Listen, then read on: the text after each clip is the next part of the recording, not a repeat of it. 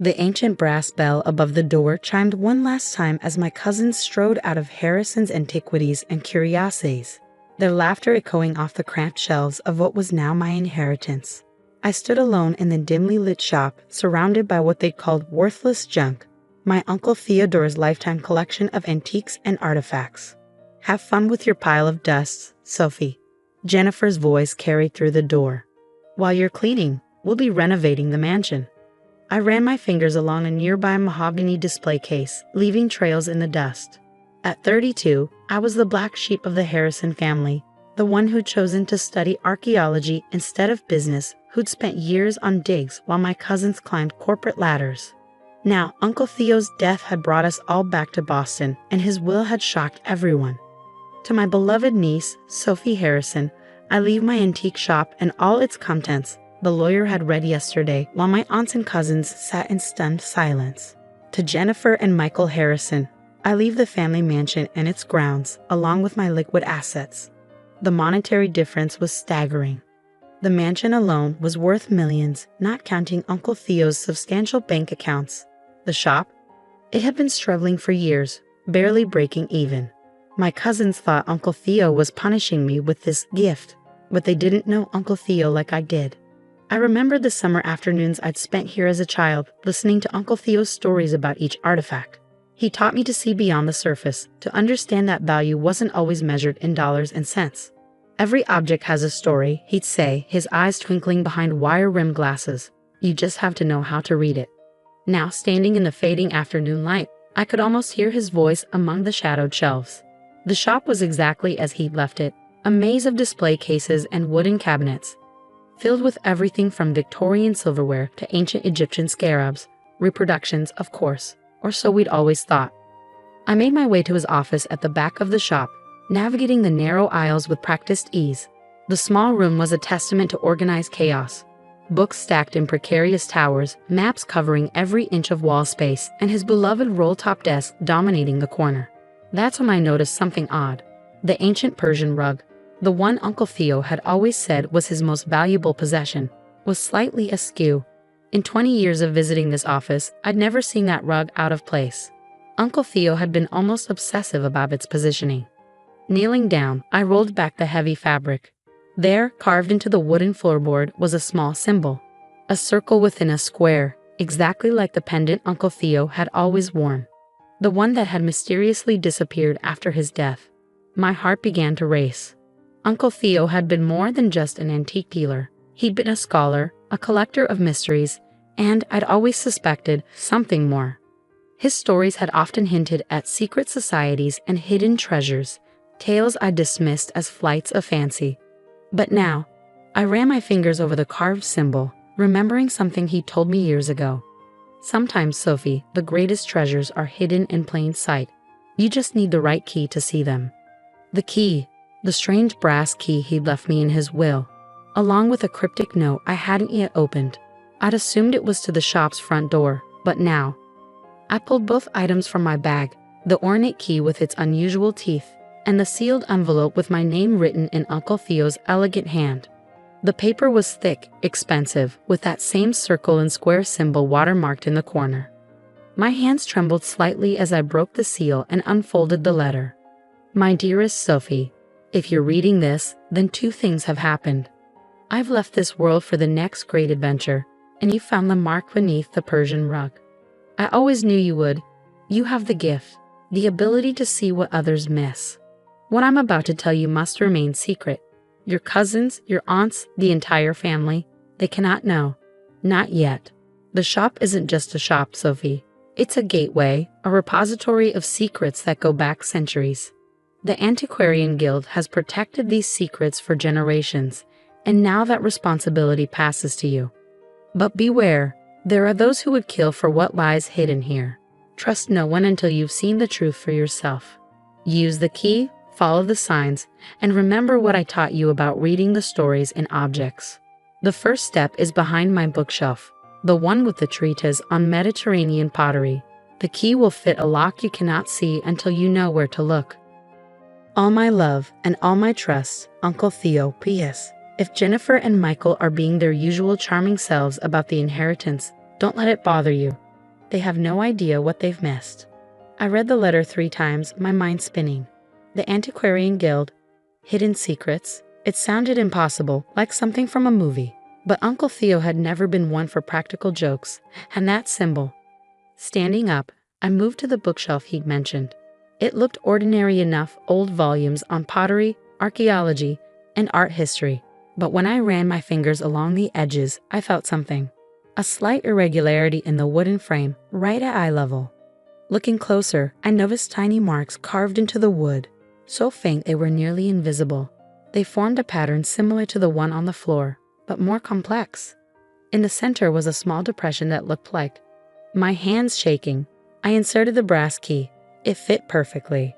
But before I could turn it, I heard voices outside the shop. Loud, angry voices. Through the office window, I saw 3 men in dark suits examining the shop's facade. They weren't family, and they definitely weren't customers. "The old man's dead," one said, his voice muffled through the glass. "If it's here, now's our chance." I froze, the key still in the lock. Uncle Theo's warning echoed in my mind. There are those who would kill for what lies hidden here. The bell above the shop door chimed. They were inside. I had seconds to decide, turn the key and step into whatever mystery Uncle Theo had left for me, or face the men who were even now making their way through the shop. The key turned silently in the lock, and everything I thought I knew about Uncle Theo, about my inheritance, about reality itself, was about to change forever. Because what I found behind that bookshelf would not only solve a centuries-old mystery but would also put me in the crosshairs of people far more dangerous than my spoiled cousins. People who would stop at nothing to claim what Uncle Theo had protected for so long. But I'm getting ahead of myself. To understand what happened next, you need to know about the summer I turned 12, when Uncle Theo first showed me the secret language of symbols hidden in everyday objects. When he first hinted at the true purpose of his little antique shop. And most importantly, you need to know about the ancient society that had been watching our family for generations, waiting for someone like me to finally unlock the truth. The bookshelf swung silently inward, revealing a narrow passage that shouldn't have existed in a building I thought I knew by heart. Behind me, heavy footsteps approached the office. I slipped through the opening, pulling the shelf closed just as shadows appeared under the office door. The passage was pitch black for a moment before soft lights activated along the floor, revealing a metal staircase descending into the earth. The air was cool and dry, carrying a faint scent of old paper and something else. Something ancient. Above, I heard muffled voices in Uncle Theo's office. Search everything. The old man must have left some clue about the collection's location. I descended the stairs as quietly as possible, counting the steps. 27. Uncle Theo's favorite number. At the bottom, I found myself in a room that defied belief. It was vast, far larger than the shop's foundation should have allowed. Climate-controlled glass cases lined the walls, filled with artifacts that made my archaeological training scream in disbelief. These weren't the reproductions we displayed upstairs. These were real. A perfectly preserved Greek amphora from the 5th century BCE. A complete set of samurai armor that predated the Kamakura period. Celtic torques that still gleamed with their original gold. And in the center of the room, a massive wooden table covered in maps, documents, and a state-of-the-art computer system that hummed quietly. "Oh, Uncle Theo," I whispered, "what were you really doing all these years?" On a table lay a leather-bound journal, recently used. I recognized Uncle Theo's handwriting. Final entry. They're getting closer. The Brotherhood thinks the collection is just artifacts, but they don't understand its true purpose. Sophie will figure it out. She has the gift, just like her grandmother did. The pattern in the Byzantine mosaic will lead her to. The entry ended abruptly. Next to the journal sat an old photograph I'd never seen before. Uncle Theo, decades younger, standing with a group of distinguished-looking people in front of an ancient temple. They all wore pendants with the circle and square symbol. A loud crash echoed from upstairs. They were tearing the office apart. I quickly scanned the room, looking for anything that might explain what I'd stumbled into. My eyes landed on a Byzantine mosaic fragment mounted on the wall. The one mentioned in Uncle Theo's final entry. Unlike the other artifacts, this piece seemed wrong somehow. The pattern didn't follow traditional Byzantine designs. Drawing on my training, I studied the mosaic's geometry. The tiles formed repeating patterns that seemed random at first. But as I looked closer, I realized they were a code. Numbers and letters hidden in plain sight using an ancient cipher system I'd studied during my doctorate.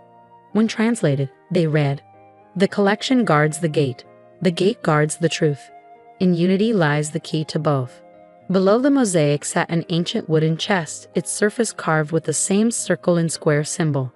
Unlike everything else in the room, this chest had gathered dust, as if Uncle Theo had wanted it to appear unremarkable.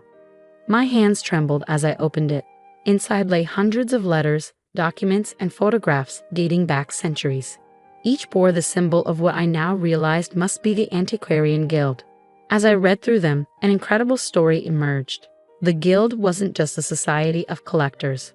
They were guardians protecting artifacts that proved an alternative history of human civilization. Evidence of advanced ancient knowledge that could revolutionize our understanding of the past, and possibly threaten the foundations of modern power structures. A sealed envelope addressed to me sat at the bottom of the chest. Inside was a USB drive and another note from Uncle Theo. "Sophie, if you're reading this, you found the true inheritance. The collection isn't just artifacts, it's proof. Proof that human civilization is far older and more advanced than we've been led to believe. Proof that certain technologies and knowledge have been rediscovered and lost multiple times throughout history. The Brotherhood of the New Dawn wants to use these artifacts to control this knowledge, to maintain their power over history itself. The Guild has fought them for centuries, preserving the truth until humanity is ready for it. Your cousins got the mansion because that's what they value, material wealth. But you, my dear, have inherited something far more precious, the truth and the responsibility to protect it. The USB drive contains everything you need: accounts, contacts, security protocols. The Guild will reach out once you've processed this information. Trust them, but verify everything. Remember what I taught you about questioning even the most basic assumptions. Your grandmother was one of our greatest members before she disappeared. Now you know why I spent so much time training you, preparing you for this moment. The gift runs in our blood, the ability to see patterns others miss, to read the stories hidden in ancient things. I'm sorry I couldn't tell you this in person. If you're reading this, it means the Brotherhood finally caught up with me. But they don't know about you. Use that advantage wisely. All my love, Uncle Theo. P.S. Check the inventory list carefully. Some of our most important pieces are disguised as worthless reproductions in a shop above. Right under their noses, just where they'd never think to look. Footsteps on the metal stairs interrupted my reading. But these were different from the heavy tread of the men searching upstairs. These steps were deliberate, confident. "Ms. Harrison." A woman's voice called softly. "I'm Diana Chen, Guild Security. We need to move quickly. The Brotherhood's team upstairs just called for backup." I turned to find an elegant Asian woman in her 50s, dressed like a museum curator but moving like someone with military training. She wore the Guild's pendant openly now. "How did you?" I began. "Your uncle activated the Guild's protocols the day before he died. We've been watching, waiting to see if you'd find your way down here." She gestured to the chest. "Do you understand what you've inherited?" "I'm starting to," I replied, thinking of all the times Uncle Theo had tested me, trained me without my knowing it. It's not just artifacts, is it? It's responsibility, knowledge, and power, Diana added gravely. Power that some would kill to control. The Brotherhood thinks these artifacts are the treasure, but your uncle understood the real value is in the knowledge they represent.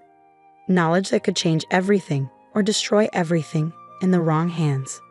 More footsteps above. Angry voices. "They're pulling up the floorboards," Diana said tensely. "We have about 3 minutes before they find the entrance. We need to move the critical pieces now." "Are you ready to accept your inheritance, Ms. Harrison? Really accept it?" I looked around the room, at the artifacts that rewrote history, at Uncle Theo's lifetime of work, at the responsibility he prepared me for without my knowing it. I thought of my cousins up in their mansion, counting their money, having no idea of the real treasure they'd missed. "Yes," I said firmly. "Where do we start?" The next hour was a blur of activity as Diana's team evacuated key pieces through a secondary tunnel I'd never known existed. I memorized security protocols, passwords, and contact procedures. The Brotherhood found the entrance eventually, but by then we'd vanished with the most important items, leaving them with a room full of convincing duplicates.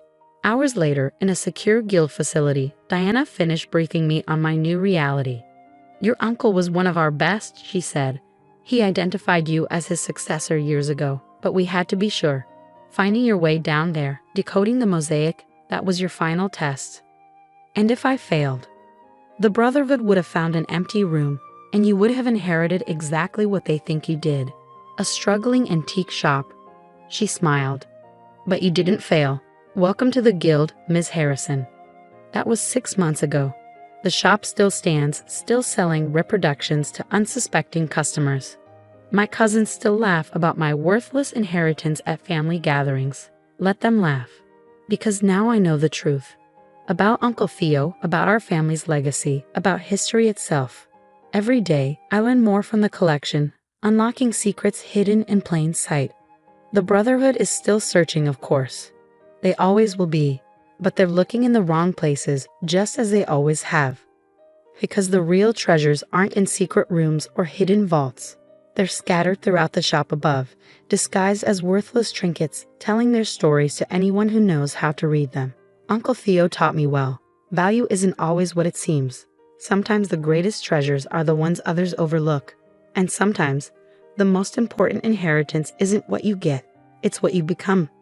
Last week, a young girl visited the shop with her parents. While they browsed the expensive items in the front, she lingered by a dusty shelf of reproductions, studying their patterns with unusual intensity. I watched her trace the hidden symbols none of her family could see, and I smiled. Uncle Theo would have liked her. In a few years, once she's ready, I'll start teaching her what he taught me. Because that's the real purpose of the collection, not just to preserve knowledge, but to pass it on to those who can understand its true value. After all, every object has a story. You just have to know how to read it. And some stories are worth more than all the mansions in the world.